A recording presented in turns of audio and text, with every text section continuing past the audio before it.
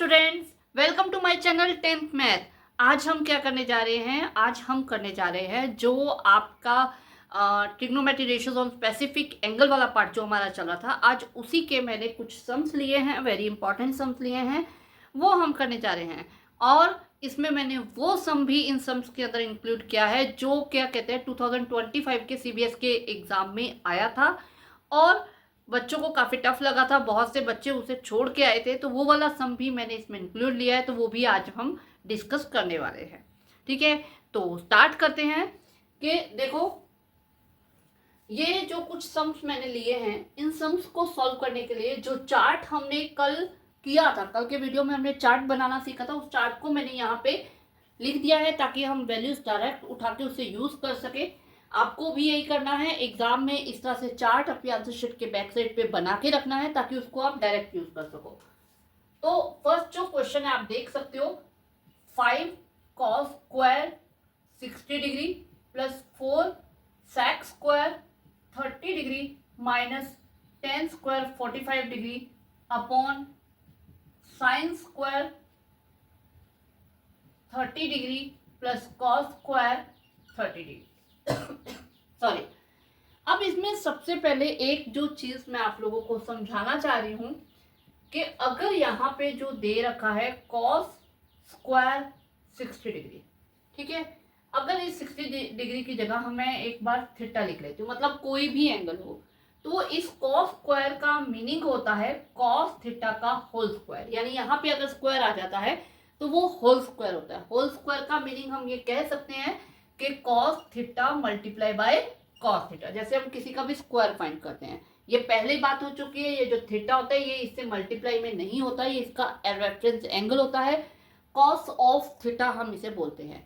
ठीक है, और अगर आपके पास cos थीटा का स्क्वायर ये आ जाता है तो इसका मीनिंग सिंपली ये है कि ये एंगल का स्क्वायर है। किसका स्क्वायर है? ये एंगल का स्क्वायर है, ये होल स्क्वायर नहीं है। दोबारा रिपीट करूंगी, ये सिर्फ एंगल का थीटा का स्क्वायर है, होल स्क्वायर नहीं है। तो इसे अगर आप ऐसा लिखते हो cos theta into cos theta, तो ये जो है ये बहुत बड़ा रॉन्ग है, ये ऐसे आपको यूज नहीं करना है। ठीक है, स्क्वायर का मीनिंग जो यहाँ स्क्वायर आता है cos स्क्वायर थीटा हम बोलते हैं, जैसे cos square 60 degree sec square 30 degree, ये जो स्क्वायर होता है ये होल स्क्वायर होता है। और अगर आपके एंगल के ऊपर अलग से स्क्वायर दे रखा है, 4 दे रखा है, पावर 3 दे रखी है, तो उसका मीनिंग वो सिर्फ थीटा की पावर है, होल की पावर नहीं है। लेकिन उसके बाद भी थीटा इससे कॉस से अलग नहीं होता है, वो उसी का रेफरेंस एंगल है, मल्टीप्लाई नहीं है। क्लियर हुआ? ठीक है, तो हम चलते हैं इस सम की तरफ। cos स्क्वायर 60 डिग्री, पहले तो 5 cos 60 डिग्री की वैल्यू आप देख सकते हो, cos 60 डिग्री की वैल्यू है 1/2। अब होल स्क्वायर दे रखा है तो हम इसका होल स्क्वायर ले लेते हैं, प्लस 4 sec 30 डिग्री, ये रहा sec, इसका 30 डिग्री 2/√3, 2/√3 का square minus 10 square 45 degree, 10 45 degree 1 है, 1 का स्क्वायर। Okay, clear? मतलब जो जो एंगल हमारे पास आता जा रहा है हम उसे यहाँ पे पुट अप करते जा रहे हैं। साइन 30 डिग्री 1/2 का स्क्वायर प्लस cos 30 डिग्री यानी √3/2 का स्क्वायर।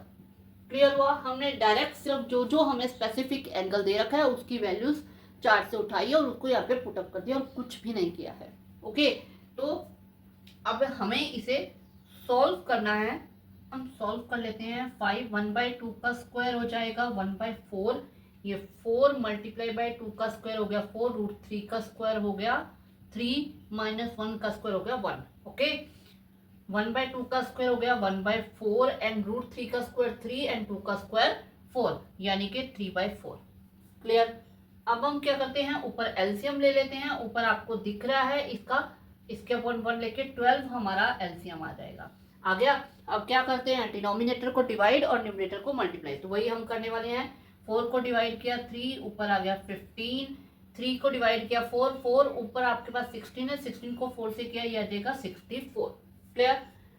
12 यहाँ आ जाएगा 12 और यहाँ आ जाएगा आपका 4/4 आ जाएगा, दिख रहा है? ठीक है, तो ये आपके पास आ जाएगा 79 माइनस 12 अपॉन 12 अपॉन 1, तो ये 67 अपॉन 12, या इसे हम 57 अपॉन 12 हम लिख सकते हैं। तो ये आपका आंसर है।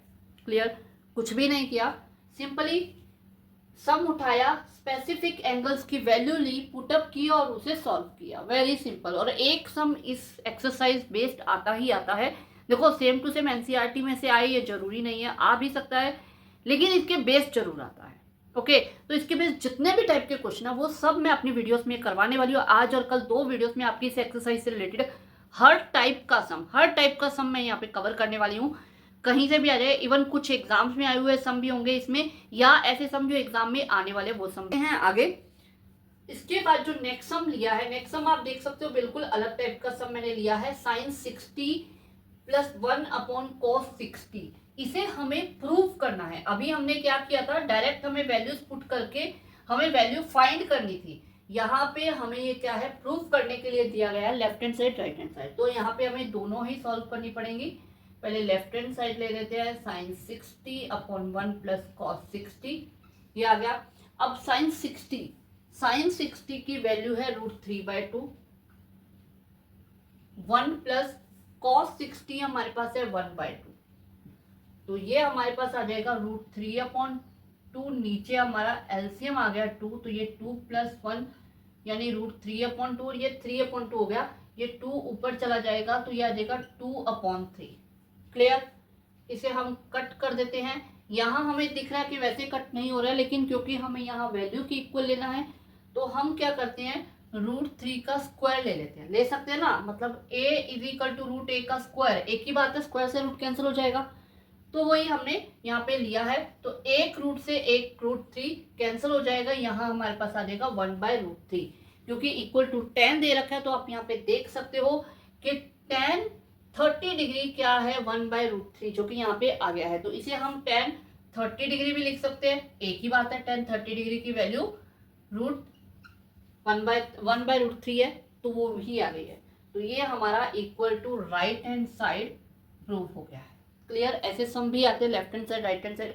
कई बार आपको ऑप्शंस में भी सम आएंगे कि वहाँ पे ऑप्शन में आपको tan 30 डिग्री दे रखा होगा और आपका आंसर ये आ रहा होगा। तो ये देख के बच्चे कई डर जाते हैं, उन्हें लगता है कि शायद हमने गलत क्वेश्चन कर दिया, सॉल्व गलत कर दिया, या कोई गलती हो गई। तो सिंपल सी बात है कि आप ये देखो 1/√3 जो है वो नीचे दिए गए ऑप्शन में से किसका आंसर हो सकता है। इस तरह से भी आपको आ सकता है एमसीक्यू में, तो इस टाइप का सम भी आप समझ के करो। उसके बाद आप देख सकते हो बिल्कुल अलग टाइप का सम मैंने लिया है, tan 3x। हमें दे रखा है tan 3x is equal to sin 45 cos 45 plus sin 30।